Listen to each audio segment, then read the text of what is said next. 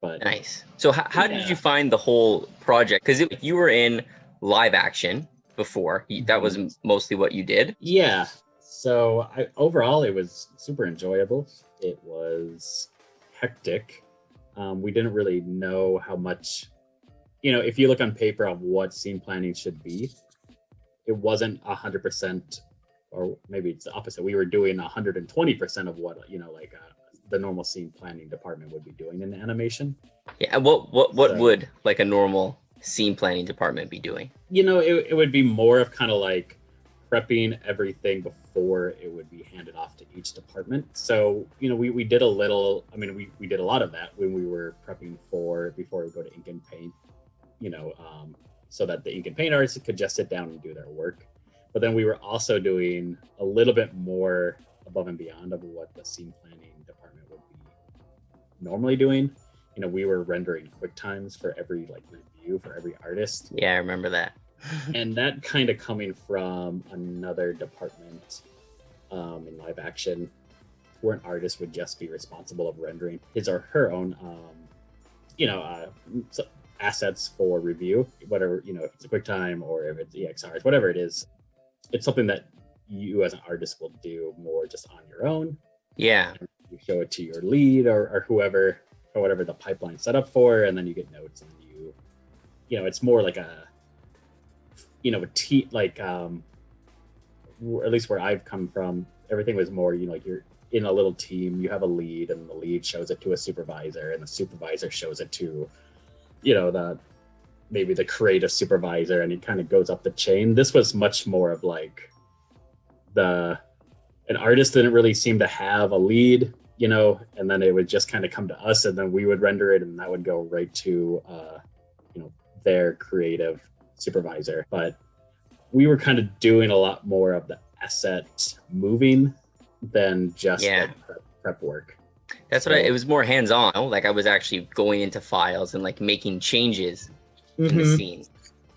And we might be doing, if hopefully we would all kind of come back and doing more show. And from what I've heard, they liked what we were doing with that kind of work, and they would like for us to do more.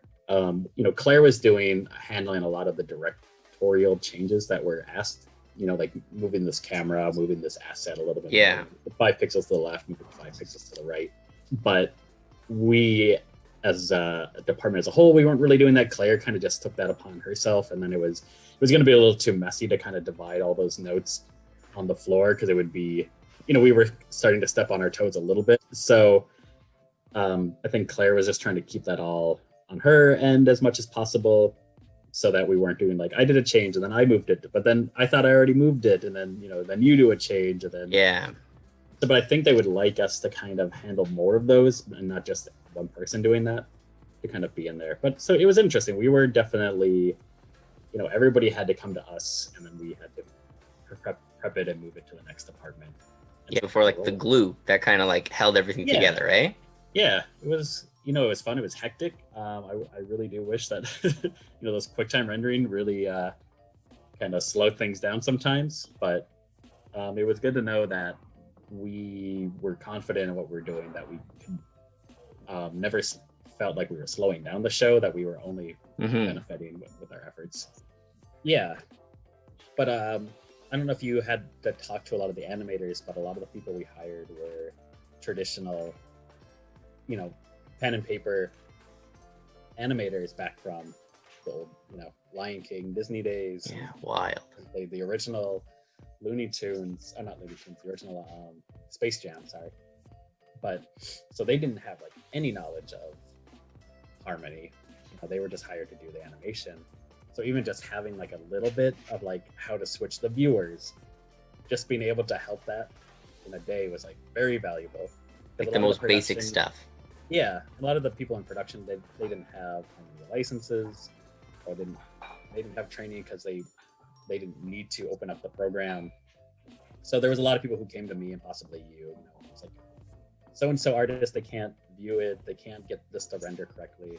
So just, even if it's a 5-minute call, you make a call, you show them, and then it was cool. It was just, everybody wants to be needed. So it was fun to have people call you and just being able to help out.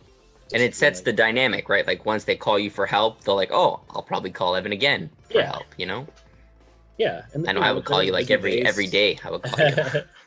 There's busy days, but some days you're just on the phone all day, but it feels good. It felt like we were all in it together. It wasn't like there was nobody that I worked with that was like, "This isn't my department. Don't bother me."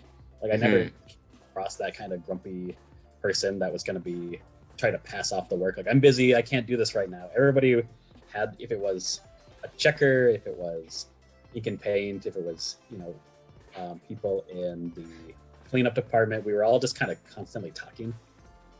And I think that was great. Like, I was probably talking to more people working from home than if we were all in the studio together. You went to school for photography, no? Yeah. I went to school for photography, graduated in 2008. What made you want to switch over to like movies? I fell into it. So I graduated college and I had some interviews lined up. I'll give you a short version, but I always imagined myself being in New York, working as a photography assistant in some studio, doing some editorial work or something. But when I graduated in 2008, it was right when there was like the big financial crisis of 2008. Really? And if you remember that, I don't know if you're old enough to remember that. Yeah. But it was an awful time to be trying to look for work. So before I even graduated, I had a couple interviews lined up. There were a couple photography connections, and I had done some internships down in college. I met some people and they're like, "Oh, come up to New York. I have some people who I can hook you up with." And I was pretty excited. Things seemed hopeful. Then I graduated, show up in New York, and it was literally like everybody was, "Oh, the person who you were supposed to meet, they're gone. We had to fire them." It was wow. So you actually went to New York, like you showed up. I showed up for some interviews. Yeah, I didn't have nothing like a job promise, but it was, "Oh yeah, when you graduate, come up. We'll interview you." Had some, things lined up, but nothing panned out. Everybody was kind of shutting their doors. Everybody was like, "Oh, we're restructuring. We got to wait to see how this, what's the fallout's going to happen." So it didn't seem very possible, and I didn't want to go to New York without a job lined up because it's one of the most expensive places to live. Yeah. I'd seen some people who are, sleeping in closets, just to try to make it rent. Like that's all they could afford. That's crazy. So I had a friend from college who was in LA, and it seemed like we had lived together before. We already knew that we were, pretty laid back in what it was like to live together. So he was looking for a roommate. I decided to just pack a couple bags. It seemed like even if I didn't have money, if I didn't have a job lined up or too much money in my bank account, at least in LA, you could go to the beach and kill time. Warm most of the year. You could just there was more things to do without a steady cash flow than in New York. It seemed a little bit more tougher to get by. So yeah, I packed a couple bags, went to LA, and just kind of hit the ground like every day, going out, dropping off my resume at different photography studios. I got a couple freelance gigs at a couple internships again. But at this point, your goal is to get into photography still. Yeah, get into photography. But anyway, long story short, it was pretty tough still. As I'm sure trying to go out without experience of getting a steady job. Yeah. And even then, like this was before LinkedIn and stuff, I had it easy, man. Yeah, no LinkedIn. Like I said, just dropping off resumes in a front door or connections and trying to call your buddies, being like, "Do you have any work for me?" And I was doing all right, but I was still working like a couple part-time jobs. I was gonna say like everybody else. But it's what everybody else was doing. And it was a good time. I had some photography work, but then it was like my brother came out to LA and he had a degree in visual effects. And he got a job doing the 3D conversion at the company I'm working at now. just like a little startup. I don't know. I'll say like 10 people in a room. So I, at this point, was still working like 4 or 5 jobs to pay my rent. And I started to see the kind of like the paychecks he was putting away working at this place. And being a recent graduate from college, I was like, wow, I've never seen a paycheck that looks like that. That looks kind of nice. So, he was like, this is so new, everything we're doing, we're just training people on the job anyway. Nobody really has experience in this industry of doing like 3D conversion. So if you want to, I could probably get you hired here. And at that time, it was just supposed to be like, oh yeah, I'll do it for like a couple months and then I'll save up for some camera equipment, or I'll try to find another photography job. Yeah, like and move on. So, yeah, and this was like before all the movies were in 3D, right? I mean, 3D's been around, but it's kind of been in ebb and flows. So this was kind of like before the big Marvel movie kind of breakout into 3D. That was kind of the big kind of push for 3D, was kind of once the Marvel movie started doing it. He got me in there, and I thought it was just going to be a couple, months. Like I said, like I'll just kind of save up some cash and then I'll bounce. But it was, once you get comfortable doing something, and it was pretty fun. Still had like that young energy, exciting energy to just stay all night. So it just stuck with me. I just remember, just some of those interviews. The worst one though was before I went to Japan for a student visa. I was trying to go for work, and the way that things were set up for Japan, and maybe this was like you were talking about with the Japan work culture, was they were very strict for these companies. I remember you telling me. Were going to, if you wanted to go to Japan and teach English for these big hiring, for these big companies that were going to hire you and pay for you and pay for your lodging, it was a very strict interview. And I've only done interviews for like creative companies or things that I had a degree in, or relatable information, experience like this, like animation now and photography. But I had never really gone to school for teaching or teaching English. Yeah, it was a very new experience, and it was very bizarre. It was like another level bizarre experience of these like mass interviews. So you get a time, and it's not it's a 3-day interview process. Really? So there's 3 parts to it, and you have to pass each part before you get to the end. So if you don't pass part 1, you don't get the invite. So it's like a little bit of like a reality show, like the group gets smaller and smaller. So they only happen like a couple times a year. There was, luckily LA has a big enough group of a population that's like kind of a hub. But there's people who would travel from states over to get to one of these interviews if they would get an invite. Really? So it's a three process. It's a 3-day process. They give you part 1 before you even show up. You have to prepare like your own lesson plan of what you would teach the kids. And if you need a prop, you have to bring your own prop. But then you also have to show up like in a suit for the interview, which, that's something that I've also never had to do before in an interview, like dress up, in a suit and tie. So you show up, and it's not one-on-one interviews. It's a whole like group of people.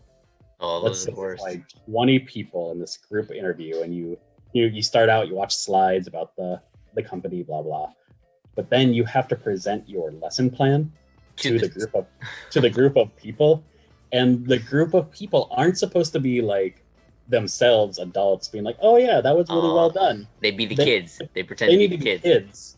So everybody's like in suits, but they're all like crawling. You're all crawling on the floor, like pretending to be a kid. That's so weird. And some people are like, it's LA, so some people are like actors, so they're like really into it, That's so you're like, weird. So you're like, I brought a ball, and I'm gonna pass you a ball. I'm gonna toss the ball, and then I'll say something, and then you repeat it. Whoever catches the ball, kind of thing.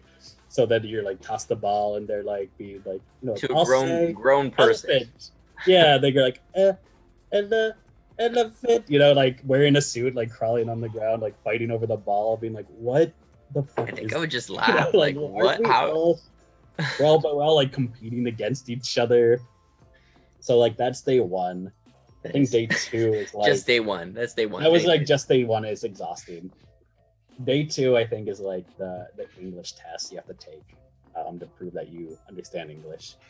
And then I made it to like the third day interview. And the third day interview is a one-on-one where they ask you, but then they throw you a curveball. And that's made me kind of think of like earlier question where the interviewer was like, I'm gonna leave the room. And then I'm gonna leave you with these lesson materials. You have to come up with a lesson in like 15 minutes. What? When I come back into the room, I'm gonna be a child, and you have to try to like engage with. You have to try to teach me these materials. That's so weird. It was so awful, and I was just like heart racing and just being like, "What am I?" I just want to like leave. So I'm trying to like put together something. I don't know what. It's hard enough to put together like an answer last minute. So she comes back in, but she's not like a response. She's not like giving me anything. She's supposed to be, I guess, like a kid who's like not interested in your lesson materials, like on purpose. So she's like staring at a wall, like tying her shoes. God. And you're supposed to like try to get her, but it's awful. You just want to be like, hey, like I'm talking to you. Like, could you look at me? And it's supposed to be on purpose, like. What are you gonna do if like an if a old kid doesn't older person? It was awful, and I was like actually glad I didn't get the job. I was like, I don't want to work for this company. I don't want to work as part of this. Like, so I was there on a study visa, and I just picked up a couple part-time jobs. You were telling me. One was like teaching English in an English cafe, and you would just get. You would get a mix of people. Most often it was just lonely housewives who would come over and just want to like That's chat. so funny. Just how did you get that job? Did you? It was through other people who were going to the same school as me. They're like, everybody just kind of seemed to know about this place. Like, oh, just show up. They'll give you a job if you could speak English. Wow. So yeah, you're just like drinking tea or coffee, and you would just sit there, and then people would. They pay for the hour to talk to somebody. They had a website of who was working that day, so people could have their favorite English teachers. Like, oh, there's people who come and just see me, and we would sit down. That's awesome. That sounds so chill. It was like the best part-time job. Oh my gosh, it was awesome. I mean, I wasn't really trying to pay. That wasn't the main means of me paying my rent. That was just kind of me having an experience and hanging out with people. But. So it wasn't something I could do to like, as a living, but it was. But I mean, like when you're traveling in Japan, it's pretty sweet. Yeah. Where in Japan were you? I was in Kyoto. Okay. Nice. And yeah, it's I mean now, of course, it's very famous, so it's a big tourist area. I guess. Yeah, like you were right in the center, or. Yeah, I was downtown. It was cool. There's a big river that goes through the city, so it was nice. I could. You can like drink anywhere in the city in Japan. You can drink on trains, buses. You can drink as the passenger, in a car, as long as you're not driving. What would you drink a lot in Japan? Like, what's the? I was into the highballs. They have like little like whiskey and sodas that you can get at the convenience store. Okay, I think I've seen those. Yeah, I would. At that time, it would just be whatever had the highest alcohol content, and you could just walk around. So that sounds like a good time. Yeah, Kyoto, it's very, very hot. All of Japan, obviously, and maybe your experience in Korea during the summer, it's very humid. Yeah, obviously being Japan, an island, but then especially in Kyoto because it's surrounded by mountains, so there's no airflow. So the coolest place is by the river, so everybody kind of gathers around the river. That kind of becomes like the hangout spot, and it was awesome. I just never had anything like that, at least growing up in Pennsylvania in the United States. Like, it's a long way away, eh? Yeah, you just like walk down the street, you grab a beer, a soda, at the convenience store, and then you sit by the river, dip your feet in, and you're just like hanging out with everybody. Yeah, it's so chill.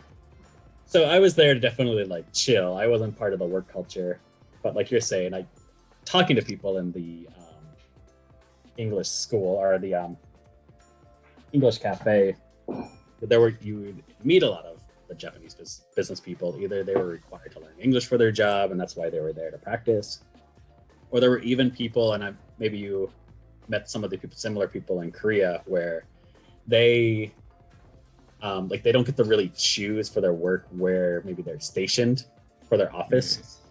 So maybe their family lives in a much more rural area, but then they get the father figure, the husband, he gets moved. He doesn't get a choice, but they're, his boss is like, you need to go work over here now. And maybe it's a year, maybe it's 2. So you meet a lot of Japanese businessmen who rent like a small apartment and they just live by themselves and they send money home to their families. I didn't know that. So there was a lot of Japanese business people who were just like bored. So they would come there and just like hang out and just like talk, maybe because they had to practice their English. But yeah, there was just, for me, it was a lot of kind of like, the lonely housewives or the Japanese businessmen who were just kind of like missing their families and just like hanging out because they didn't know really where to go. It's actually so funny. Their days off. Did you travel like around Japan? Yep. So some of the school I went to would organize trips, but I had a Swedish buddy, a buddy that I met at the school, and we got along really well, and we would travel together. So I got a couple of famous spots. If any of your listeners are going to Japan sometime, whenever the pandemic's open, I got some cool spots. And at that time, I was still pretty into the photography as well, so it was a good opportunity to get inspired and do some photos.